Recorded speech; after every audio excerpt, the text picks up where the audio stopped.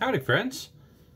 This Sunday, we will be looking at one of the stories in the book of Daniel, probably the one you most know well, Daniel and the Lion's Den. That's the Sunday school one. The week after that, we're going to look at the story of Shadrach, Meshach, and Abednego, which is one of my more favorite stories, especially in that book.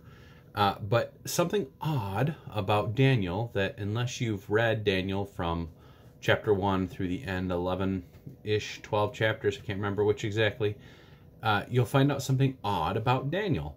And just at this time of year, from what Lori and I do in our, we'll call it free time, we both volunteer on a farm. I know we've talked about this before, but this time of year we've been flush in broccoli and greens. We do some trading with the farm, so we get mushroom. We get these amazing eggs from Partyville, Wisconsin, which is a real town. I've been there.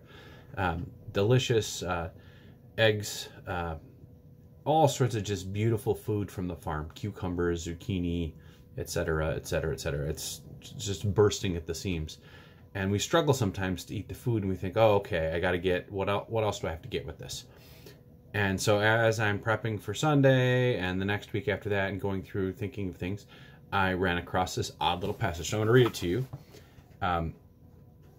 It goes through basically in the very first chapter of Daniel, and it tells you about how the people who took Daniel away said, oh, he's young, he's handsome, he's intelligent, he's going to work for the king. And so they brought him in here. It says, the king commanded his master to bring some of the Israelites to the royal family, nobility, etc. You know, really beautiful men, basically. And the king assigned them a daily portion of the rations of food and wine. They're to be educated for 3 years, so at the end of the time, they could be stationed in the king's court. In there was Daniel, Hananiah, Mishael, and Azariah, which will end up being Shadrach, Meshach, and Abednego. And Daniel's name kind of stays Daniel, but he also has his own. They call him Belteshazzar, not to be confused with Belshazzar, right? So they do this, and it goes on. But Daniel resolved that he would not defile himself with the royal rations of food and wine, so he asked the palace master to allow this. Now, God allowed Daniel to receive favor. And he said, I'm afraid, the palace master said to Daniel, I'm afraid if my lord king, he's appointed you food and drink. If he should see you in poorer condition than the other young men, it would endanger my head with the king.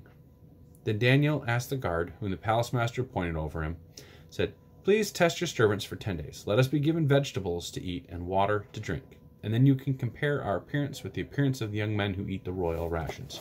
Right? So as you can guess, the story goes on. Daniel and his 3 friends are stronger, fitter, better looking, more vivacious, whatnot, than everybody else. Even those on the royal rations of good meat, good wine, and all these kind of things. And the story has less to do with Daniel being a vegetarian, although that's more or less what it says in general. It's just vegetables and water. Not a real exciting diet, but a healthy one. And those who kind of eat all the royal things don't fare so well. The story is more about how you decide to take a stand and say, there are certain things, lines I'm not willing to cross. And one of them for Daniel and his friends was to take food that they didn't know how it was prepared, who prepared it, and if it was safe for them to eat based on their religious traditions. But I love the fact in this that Daniel is a vegetarian. I'm not a vegetarian. I've never tried being a vegetarian. If you are, awesome. Good for you. At our house, because of the farm, we just eat lots and lots and lots of veggies in the summer. Tonight, I know for a fact, because Lori's making it as I speak, she's making Greek tzatziki, which is we use Greek yogurt. We learned this trick from Judy at Judy's at Oostburg. Greek yogurt and onion and garlic and shredded cucumbers. And it's this dip you get. Oh, just spectacular.